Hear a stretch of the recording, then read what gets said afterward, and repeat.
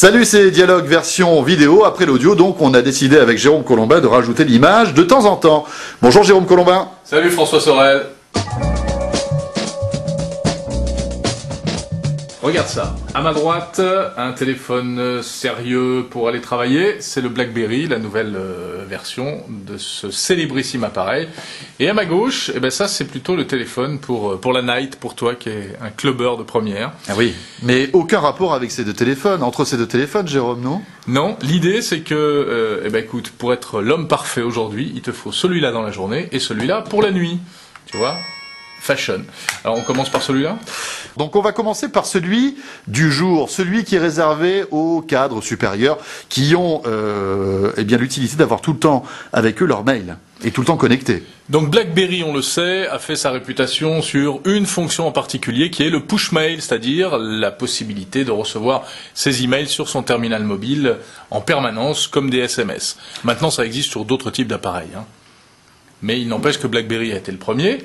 Donc voici la nouvelle version du BlackBerry, plus sympa. Particularité, cette petite molette, qui est en fait un trackball et qui donc permet d'avoir quasiment une souris sur son terminal. Ça, c'est pas mal mobile. du tout. Ouais, c'est assez nouveau. Et alors, pour l'avoir testé, c'est vraiment très très agréable, hein. L'ergonomie est vraiment très instinctive. On arrive très facilement à aller où on veut. Ouais. Alors on va le voir comme ça. Il suffit d'appuyer dessus pour... Voilà, là donc tu envoies un pour mail. lancer l'application. Là, j'envoie un mail.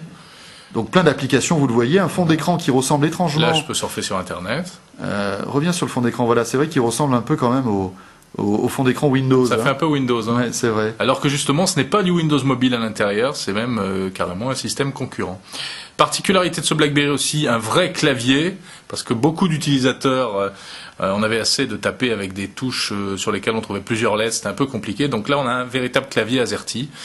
Ça, ce n'est pas inintéressant lorsqu'il s'agit vraiment de rédiger des mails. Et c'est vrai qu'il y a eu des études qui ont été faites.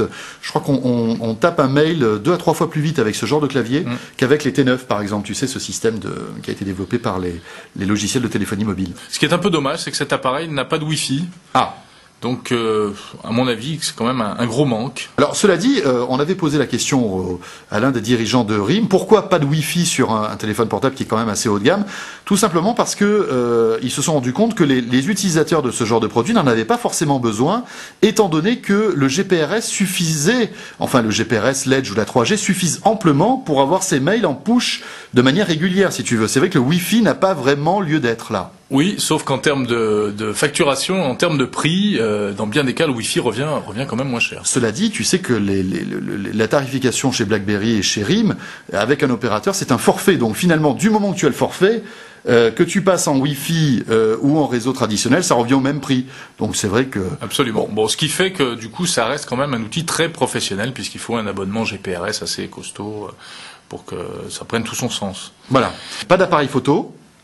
Pas d'appareil photo, on rigole pas chez BlackBerry, hein. Voilà. C'est pas fait pour tirer le portrait. C'est étonnant, hein, quand on jette un œil sur le précédent BlackBerry qui était assez austère, là... Le Pearl. Voilà. Ah non, le tout premier. Voilà, les tout premiers étaient vraiment très austères, et là on se retrouve avec un produit qui est presque sexy, et qui ressemble un petit peu quand même au Pearl, hein, dont tu parlais il y a un instant. Qui est, on va dire, le BlackBerry de ceux qui sont un peu coquets, hein. Alors celui-là quand même, fonctionnalité plutôt intéressante, et il ne faut pas l'oublier, c'est un GPS. Donc cet appareil possède un GPS intégré pour se repérer, se déplacer aussi bien à pied qu'en voiture. On va l'essayer ? Allez, on va tester ça dehors. Et donc voilà, miracle de la technologie. Après quelques minutes quand même d'attente, hein, il a mis un moment à pouvoir se situer, mais ça y est. Ça y est, ça marche, il nous a trouvé, il nous localise. Ouais. Alors ce qui est bien, François, tu vois, ce GPS, c'est que il marche même sous la pluie. Voilà, c'est le premier GPS waterproof. Et à Paris, ça peut toujours servir. Alors il a d'autres fonctionnalités, comme bien sûr le calcul d'itinéraire, etc. Hein. Aussi bien pour circuler à pied qu'en voiture. Voilà, donc ce BlackBerry, c'est le 8800, il est déjà dispo. Il y a une petite exclue Orange pendant quelques semaines, je crois, puis après il sera disponible chez les autres opérateurs. Voilà. Alors on passe. Donc ça, c'est le téléphone du jour pour travailler, pour être sérieux, quand on est en costume cravate. Voilà, et le soir, lorsque tu tombes la veste et que tu vas guincher, mon cher François... Et que tu sors ta veste disco, ah oui. Jérôme, tu te retrouves avec le LG. Regarde Le comme voilà. c'est beau, voilà. Ah oui. Donc le LG c'est super, ça a le prix d'un téléphone mobile. Mais c'est un miroir Mais en fait. Hein. c'est un miroir pour se remaquiller. Voilà. C'est pas mal. Salut, coucou. Donc, mais est-ce que ça fait téléphone quand même un peu? Eh bien oui, tu fais ça et hop, Waouh. tu as un téléphone. Il est joli quand même, hein. Bon, le Shine, c'est du design, c'est du look avant tout, c'est du fashion. Les constructeurs maintenant veulent vendre des téléphones bijoux. Il a quelques fonctionnalités bureautiques, on va dire. On peut le connecter avec un PC pour synchroniser son carnet d'adresse ou son agenda, mais ça reste très basique. Oui, il n'est pas fait pour ça, on va dire. Hein. Non. Dernière chose, il lit aussi des petites vidéos en MPEG 4, donc avec une qualité qui est somme toute assez acceptable. Il n'est pas 3G. Voilà, donc là, Il est simplement Edge, donc pas le visio, pas de service ultra haut débit. Mais bon, c'est pas le téléphone qu'on va réserver aux geeks ou tous ceux qui veulent les toutes dernières technologies. Là, on s'adresse quand même à des personnes qui veulent avant tout un téléphone beau. Oui.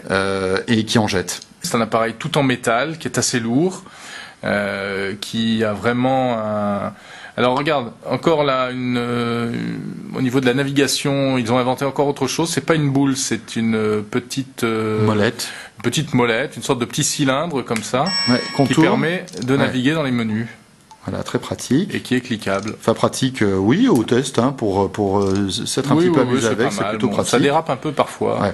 Alors, le clavier, bon... Le clavier, donc, des touches de 0 à 9, voilà. Ce qui est toujours utile. Non, mais ce qui est amusant, c'est quand on compare les deux claviers des deux téléphones là, qu'on a, bon, on joue pas du tout dans la même cour, quoi. Mais Absolument. bon, c'est pas tout à fait la même utilité.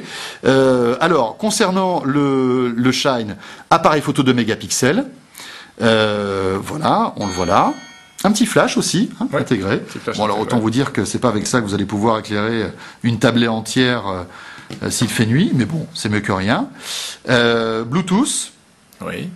Alors attention, c'est un Bluetooth simple, c'est-à-dire que c'est pas le Bluetooth nouvelle génération qu'il y a dans beaucoup de téléphones, le Bluetooth stéréo. Donc, on peut utiliser une oreillette pour téléphoner, mais pas un casque pour écouter de la musique en stéréo. Voilà. Pas un casque sans fil. Voilà, ce qui est d'autant plus dommage que ce Shine a un lecteur MP3 intégré, et on peut y adjoindre une carte mémoire aussi. Voilà. Comme la plupart des téléphones aujourd'hui. Non, c'est pas du tout ici. Non, ça c'est pour le recharger. C'est de l'autre côté. Non, la carte mémoire, je crois, elle est sous le. Elle est à l'intérieur. Sous la carte SIM. Elle est à l'intérieur. Voilà. Vous voulez voir la carte mémoire? Allez, si tu arrives à l'ouvrir, parce que je suis pas sûr que. À chaque fois, j'ai un peu de mal. Voilà. Donc la carte mémoire de cet appareil, c'est pas très pratique. Elle est dessous, donc il faut tout enlever, n'est-ce pas? Et il me semble qu'elle est sous la batterie, non? Enfin bref, c'est pour dire qu'elle est bien cachée en tout cas. À moins qu'elle soit sous la carte SIM. Jérôme, avant de terminer les tests de ces deux appareils, la question à 2,50 € que tout le monde se pose, lequel choisirais-tu des deux? Regarde, imagine que ça c'est le mâle, ça c'est le papa, ça c'est la maman. Oui. Bonjour, et ils vont nous faire un petit. Et s'ils nous font un petit, moi je suis sûr qu'il sera super, parce que ce sera la quintessence de la téléphonie mobile. C'est celui-là que j'adopterai. Ouais, tu as raison, c'est vrai que le mélange des deux serait l'idéal technologiquement parlant, mais bon, écoutez, dès qu'il sort, on vous tiendra au courant. Salut à tous, et on vous retrouve bientôt pour d'autres tests de téléphone. Allez, à bientôt. Papa, maman, allez, on y va. Oh oui, bisous. Oh oui, c'est bien.